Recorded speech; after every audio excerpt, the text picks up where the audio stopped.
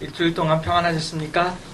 네. 우리 아까 기도에도 나왔습니다만 지금 온 땅을 우리 한반도 우리 조국을 뒤덮고 있는 이 전쟁의 귀신들이 참 우리를 더욱더 불안하게 하고 또는 불신과 분열을 주장하고 있습니다. 이럴 때 우리가 속지 말고 우리의 본래의 평화의 사도의 정신을 굳굳하게 지켜나갔으면 좋겠습니다. 이럴 때일수록 우리가 예수의 평화 또 예수의 화해의 정신을 우리가 서로 함께 더 북돋우고 그래서 이 한반도가 하나님의 평화로 가득 차는 그러한 나라, 그러한 통일의 조국이 빨리 오도록 기도하는 저와 여러분 되기를 간절히 바랍니다. 말씀 전하기 전에 우리 평화 인사, 사랑의 인사 함께 나누겠습니다. 평화를 빕니다. 인사 나누시고요. 사랑도 고백해 주시기 바랍니다. 사랑합니다. 사랑도 고백해 주시기 바랍니다.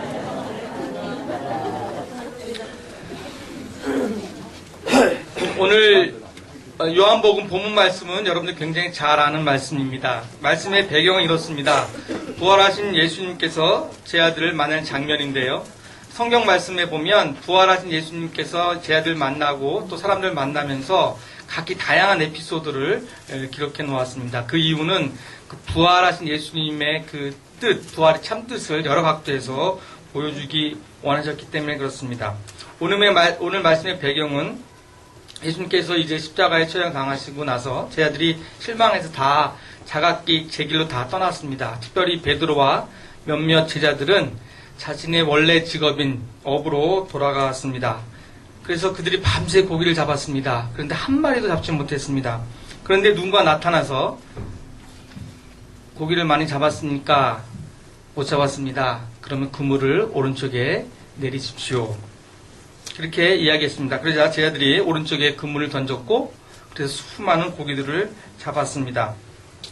나중에 세어보니 그 고기가 153마리였습니다. 예수님께서 제 아들 처음 만나셨을 때 기적을 다시 한번 베푸셨던 것입니다. 그러니까 제 아들이 그 기억을 새롭게 하고 주님이시다, 예수님이시다 라는 것을 알아보기 시작했습니다. 그래서 예수님께서 제 아들을 위해서 이제 불을 피우고 아침 식사를 준비하고 그들이 잡은 고기도 몇 마리 가져오라 라고 하시면서 이제 아침 식사를 하는 장면에 오늘 읽은 베드로와 예수님과의 대화가 이제 이어집니다. 오늘 하나님 말씀을 제대로 이해하기 위해서 몇 가지 우리가 질문이 떠오릅니다. 왜 예수님은 베드로에게 나를 사랑하느냐라고 질문하셨을까? 왜 예수님은 그렇게 질문하셨을까? 예수님께서 베드로의 사랑을 잘 못 믿어서 확인하려고 그랬을까?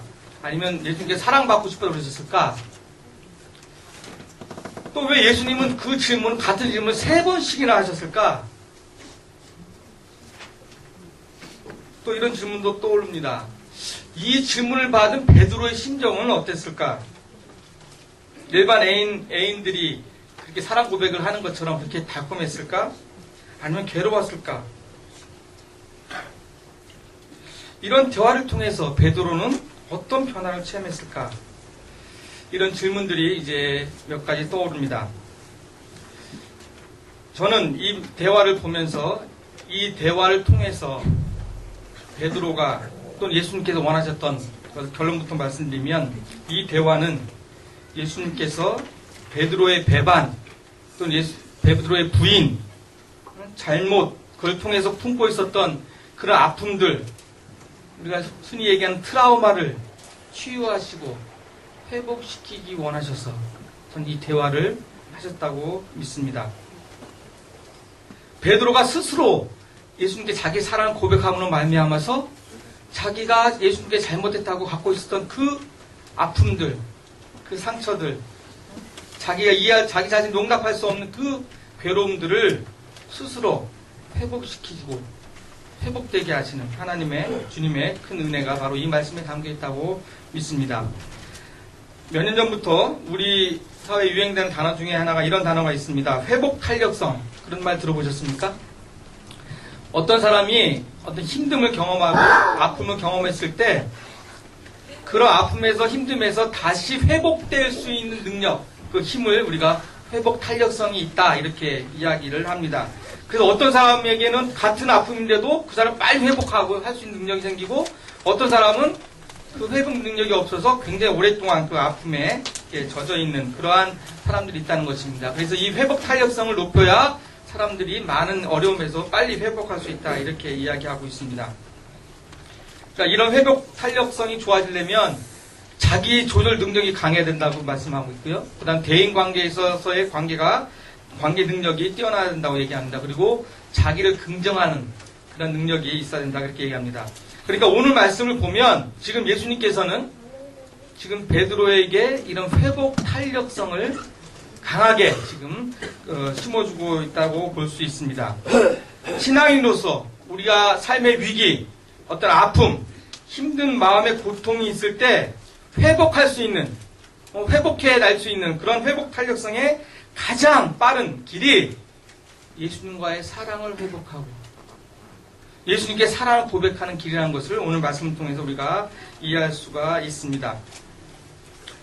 지금도 베드로뿐만이 아니라 예수님께서는 우리를 회복시키시기를 원하십니다. 우리의 잘못과 우리의 부인과 우리의 실수와 또 우리의 아픔에서 우리를 빠져나와서 우리로 하여금 빠져나오게 하셔서 우리를 회복시키기 원하시는 분이 바로 주님이십니다. 바로 그런 주님이 오늘 이 말씀을 통해서 어떻게 우리를 회복시키고 계시는가를 우리가 알려주십니다. 오늘 말씀 통해서 우리 주님의 사랑으로 우리가 치유되고 회복되는 역사가 있기를 간절히 바랍니다. 우선 두 분의 대화 장면을 좀 살펴보겠습니다. 예수님께서 모닥불을 펴놨습니다. 그리고 베드로와 대화를 나누고 있습니다. 그런데 여러분 아시겠습니다만 베드로가 예수님을 부인하는 장면도 어디 앞에 있습니까? 모닥불 앞에서. 예수님께서 지금 일부러 지금 베드로의 기억에 상처를 새기기 위해서 일부러 그냥 야 내가 모닥불 안 피우고 너 옛날에 요때 잘못했지 라고 해서 모닥불 피운 건 아닙니다만 베드로의 입장에 봤을 때는 자신이 부인했던 그 장면과 너무도 유사한 장면 속에서 지금 예수님께 사랑의 초대를 하고 있다는 것을 느꼈을 것입니다. 자신의 아픔이 다시 기억났을 것입니다. 자기의 잘못이 되새겨졌을 것입니다. 우리가 어떤 문제를 직면했을 때 우리가 그 문제를 이겨내려면요. 그 문제를 결코 덮어두거나 회피해서는 안 됩니다. 당당히 직면해야 됩니다. 그걸 예수님께 갖고 가야 됩니다. 하나님 앞에 내놓아야 됩니다. 그럴 때 비로소 그 문제의 원인 또 그걸 회복할 수 있는 능력이 생겨납니다. 이렇게 모닥불 피워놓고 음식을 마련한 주님께서 바로 그와 비슷한 상황에서 다시 한번 회복하기를 원하셨기 때문에 바로 베드로는 그 예수님의 마음을 깨달았다고 믿습니다. 바로 이 상황에서 예수님께서 질문합니다. 요한의 아들 시몬아, 내가 이 사람보다 나를 더 사랑하느냐? 우리가 잘 아는 질문입니다. 이 예수님의 질문에 두 가지 특이한 점이 보입니다. 첫 번째는 베드로를 부르실 때 호칭입니다. 뭐라고 부르습니까? 요한의 아들 시몬아 이렇게 불렀어요. 베드로라 부르지 않으셨습니다. 요한의 아들 시몬아 이렇게 불렀습니다. 예수님께서는 베드로 처음 만나셨을 때 베드로가 자신을 따랐을 때 그 이름을 바꿔줬습니다. 베드로 반석이라는 이름을 그에게 부여해 주셨습니다. 그리고 끊임없이 베드로라고 불렀습니다. 예수님께서는 단 한 번도 요한의 아들 시몬아 이렇게 부른 적이 없습니다. 그런데 지금 예수님께서 베드로를 향해서 요한의 아들 시몬아 이렇게 부르는 것입니다. 왜 그러셨을까요? 왜 주님께서 요한의 아들 시몬아 이렇게 부르셨겠습니까? 그것은 예수님은 지금 베드로와의 첫 만남의 때를 기억하기 원하셨기 때문입니다. 자신을 부인한 베드로가 아니라 자신을 순수하게 따랐던 그때 그 시몬으로 돌아가서 대화를 시작하시는 것입니다. 지금 베드로에게는 자신의 출발점을 되짚어보게 하시고 이제 새롭게 다시 출발할 기회를 지금 주고 계시는 것입니다. 우리도 그럴 때가 많지 않습니까? 우리가 어떤 잘못을 졌을 때, 죄를 지었을 때, 아, 그전 시대로 돌아갔으면 참 좋겠다. 옛날에 돌아가고 싶다. 그 순수했던 시대로 돌아가고 싶다. 이런 마음이 강하게 일어나지 않습니까? 참 그때로 돌아갔으면 얼마나 좋을까. 이런 아픔 이전에 이런 잘못을 다 물어 돌릴 수 있는 그때로 돌아갔으면 참 좋겠다. 얼마나 좋을까. 이런 마음이 들 때가 있습니다. 오래전에 이창동 우리 감독이 각본 쓰고 영화 만들었던 초록물고기라는 영화를 아마 기억하실 것입니다. 그때 그 마지막 장면에 우리 주인이었던 설경구 씨가 그 기차 위에서 두 손을 딱 펼치고 뭐라 그러죠? 나 돌아갈래! 이렇게 외친 장면 기억하시죠? 예. 예? 아, 박하사탕이군요. 예, 죄송합니다. 예. 예. 장면은 맞으시죠? 박하사탕이었습니다. 예. 나 돌아갈래! 그때 영화 모든 관객들이 다 그렇게 느끼셨던 거예요. 야, 저 사람 예전으로 돌아갔으면 얼마나 좋을까. 저렇게 불행하지 않은. 그리고 나도 또 어떤 시대로 돌아가면 좋겠다라고 생각을 했던 것 같습니다. 모든 사람들이 그런 심정이 있습니다. 나 그때로 돌아가고 싶다. 그때로 돌아갈래. 외치고 싶어 합니다. 요한의 아들 시몬아. 딱 그 말을 듣는 순간 아마 베드로는 그때를 기억했을 겁니다. 이 얼마 만에 들어보는 이름인가. 그때 내가 예수님을 처음 따라 나설 때 그때 그 용기, 그 순수함, 나의 모든 것을 포기하고 따랐던 그 열정, 그것을 예수님께서 잊지 않고 지금 내 이름을 불러주는구나. 그 자리에서 나의 고백을 듣기 원하시는구나. 내가 예수님을 3번씩이나 부인했는데 그것을 묻지 않고 그날 내가 주님을 따라 나섰을 때 나를 부르셨던 그때 내 이름을 불러주시는구나. 베드로는 바로 그렇게 불러주는 주님의 음성을 듣고 벌써 회복, 치유가 시작되었을 줄 믿습니다. 여러분들 부부가 관계가 좋을 때 여보 그러다가요 나빠질 때가 있지요. 나빠질 때가 있는데 그럴 때 갑자기 어느 날 여보 그러지 않고 누구 씨 이렇게 불러줬다 생각해 보세요. 제 예를 들어 죄송합니다. 예입니다. 예. 예. 갑자기 제 아내가 저한테 김진 씨 이렇게 불러주면 저는 막 갑자기 기분 좋을 것 같아요. 옛날 젊을 때 돌아갈 것 같아요. 그때 내가 처음 사랑했던 우리의 관계가 돌아갈 것 같아요. 처음 이름을 불러주는 것, 첫 기억을 되살펴주는 것, 하나님께서 우리의 사랑을 회복시키기 원하시는 하나님의 법칙입니다. 예수님은 그런 분이십니다. 우리 잘못 넘어, 우리의 실수를 넘어서, 우리의 아픈 기억을 넘어서, 우리의 가장 순수했던 순간을 기억나게 하심으로 다시 회복할 수 있는 힘을 주시는 분이 바로 주님이십니다. 그런 주님을 우리가 믿으시기 바랍니다. 우리의 첫 고백을 기억하시고 첫 소원을 잊지 않으시는 주님, 거기서 다시 시작하라고 기회를 주시는 분이죠. 그러니까 회한을 갖지 말고 믿음으로 다시 시작하라고 말씀하시는 주님이십니다. 두 번째로 예수님의 질문에 특이한 점은 비교법을 써서 물으셨다는 것입니다. 예수님 이렇게 물으셨습니다.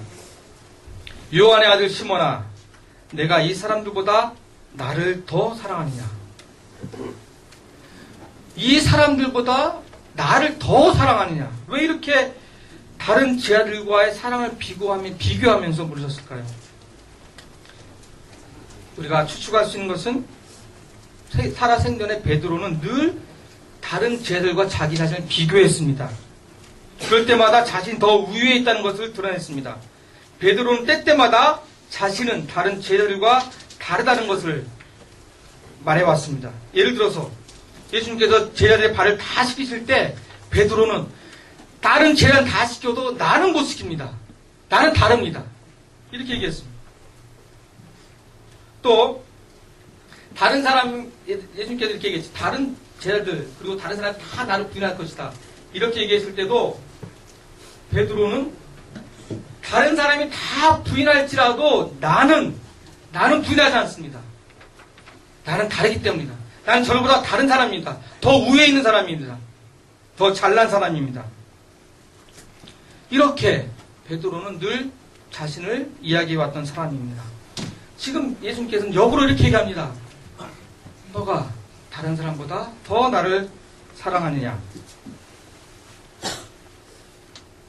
그렇다고 지금 예수님께서 베드로를 책망하시거나 또는 비아냥거리는 것이 아닙니다.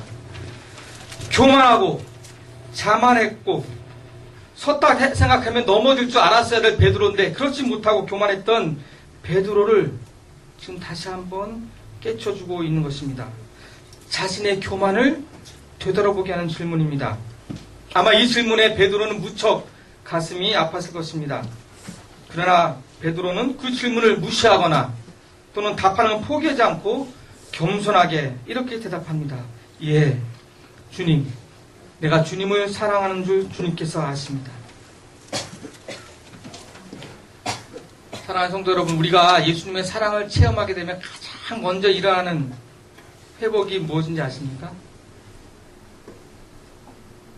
우리가 하나님의 사랑을 다시 체험하고 주님과 사랑의 관계를 회복하게 되면 가장 먼저 회복되는 것이 무엇인지 아세요? 겸손입니다. 예수님의 사랑, 하나님의 사랑을 체험하게 되면 다시 한번 우리의 교만한 생각, 하나님보다 앞섰던 생각, 행동들이 자연스럽게 사라지고 그 안에서 우리 안에 겸손의 미덕이 일어납니다. 왜냐하면 우리가 주님의 사랑을 가장 절실하게 느낀 순간이 바로 우리를 용서해 주셨던 주님의 사랑을 기억하는 순간이기 때문에 그렇습니다. 용서를 받는 순간 또는 용서를 받았던 그 순간을 기억해내면서 우리는 다시금 하나님께 주님께 겸손해질 수밖에 없는 것입니다.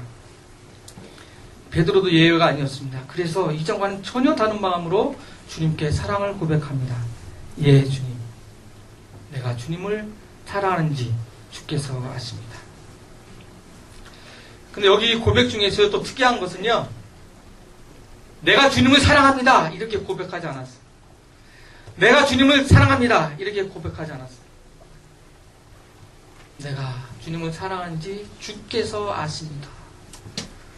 누가 주체예요? 주님이 주어가 됐습니다.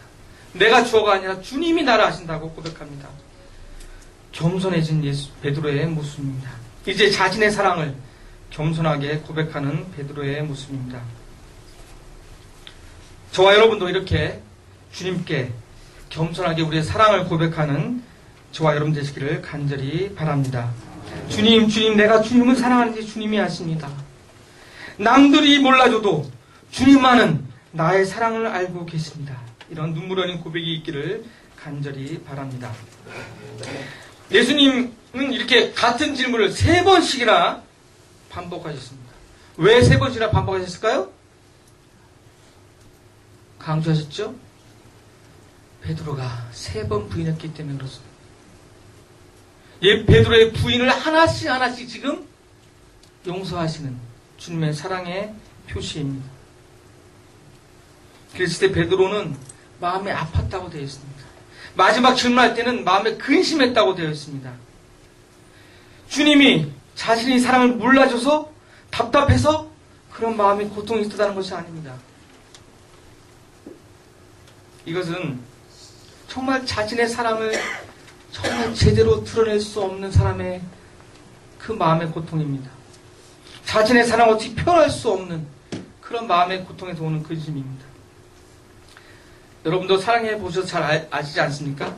우리가 가진 사랑의 표현보다 표현이 너무 약하다는 거. 우리 가진 사랑이 너무 큰데 그걸 제대로 표현하지 못해서 답답할 때가 많이 있죠. 특별히 자식에 대한 사랑이 그렇습니다.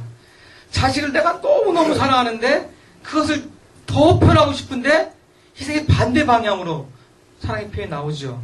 그래서 참 답답하고 마음에 근심이 생길 때가 있습니다. 마음에 고통이 생길 때가 있습니다.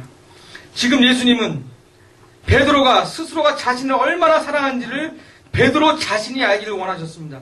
그래서 그런 사랑의 표현이 베드로와 하여금 스스로 고백하게 하면서 그 안에 회복되기를 원하셨습니다. 사랑은 우리가 아시다시피 많이 고백하면 할수록 더 차오르는 것입니다.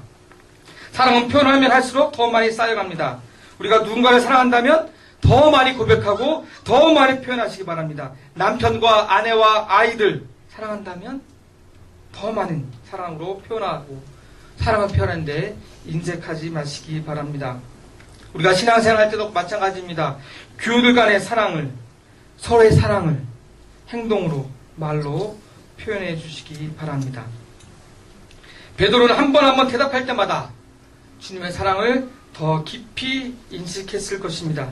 3번의 부인으로 고통받고 있던 베드로가 3번의 사랑 고백으로 이제 회복과 치유가 시작되었습니다.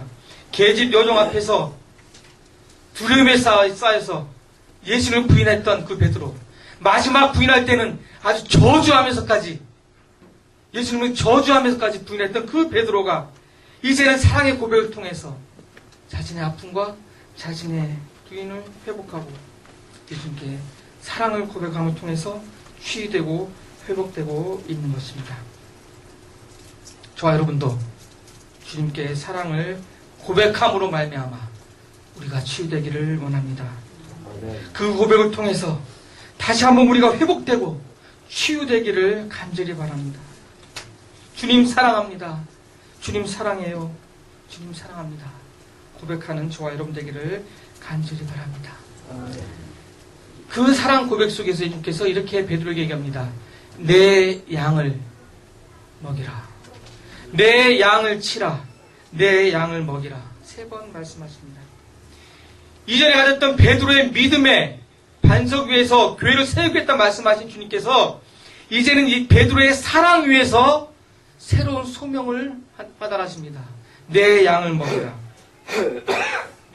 여기서 우리는 한 가지 중요한 영성의 법칙을 깨닫게 됩니다. 믿음만 가지고 되지 않는다는 것. 사랑 없이는 아무것도 할 수 없다는 것. 사랑이 없으면 우리가 아무것도 아니라는 주님의 말씀을 되새겨야 됩니다. 믿음이 아무리 좋아도 넘어지기 쉽습니다. 사랑 없이는 우리의 모든 활동도 의미가 없습니다. 유일하게 주는 살아계신 하나님의 아들이라고 고백했던 저 베드로의 믿음 위에 교회는 세워졌지만 사랑이 없이는 그 양을 칠 수가 없기 때문에 예수님께서는 다시 한번 사랑을 고백하게 하시고 우리에게 양을 치라고 말씀하고 있는 것입니다. 내 양을 먹이라. 이 소명은, 이 사명은 비단 베드로에게만 주는, 비단 목회자에게만 주는 부유한 사명이 아닙니다. 우리 모두에게 주시는 하나님의 사명입니다. 이 땅에 연약한 어린 양, 이 땅에 고통받는 이웃들, 분단의 아픔 속에서, 전쟁 위협 속에서 두려움 떨고 있는 수많은 어린 양들, 이 많은 사람들이 우리의 돌봄을 기다리고 있습니다. 예수님의 사랑을 체험하고 예수님께 사랑을 고백하는 우리라면 바로 이 사명을 우리의 사명으로 다짐하시기 바랍니다. 여기서 중요한 것은 그 양떼가 우리의 양이 아니라는 것입니다. 누구의 양이요? 예수님의 양이라는 것. 내 양을 먹이라 이렇게 얘기했죠. 내 것이 아닙니다. 내 소유가 아닙니다.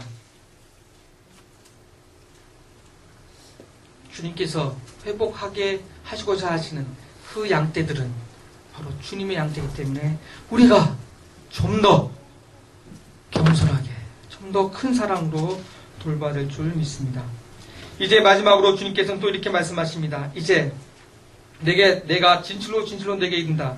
너는 젊어서는 스스로 띠뛰고 자유롭게 다녔지만 이제는 늙어서는 내 팔을 벌리고 내게 띠를 띄우고 네가 원하지 않는 곳으로 다니게 될 것이다. 베드로의 삶의 양식이 변화될 것을 의미합니다. 세속적인 자유는 결박됐지만 이제는 새로운 자유를 네가 맛볼 것이다 라는 것입니다. 예수님의 양을 치는 목회적 사명을 감당할 때는 자기의 의지가 아니라 주님께서 주어주는 그 의지를 통해서 우리는 붙들려서 따라가는 삶을 살 수밖에 없는 것입니다. 그리고 예수님께서 말씀하십니다. 나를 따르라. 나를 따르라는 말씀은 예수님께서 수없이 했던 말씀입니다. 십자가를 지고 나를 따르라고 말씀하셨습니다. 그런데 다시 한번 나를 따르라. 새롭게 변화된 베드로에게 또다시 말씀하고 있는 것입니다. 이전 베드로가 아니기 때문에 새롭게 변화된 베드로에게 나를 따르라 다시 한번 말씀하고 있는 것입니다. 새로운 부름이고 새로운 소명입니다. 사랑하는 우리 주민교회 교회 여러분, 주님을 지금보다 더욱더 사랑하고자 하는 열망을 지니시기를 간절히 기도합니다.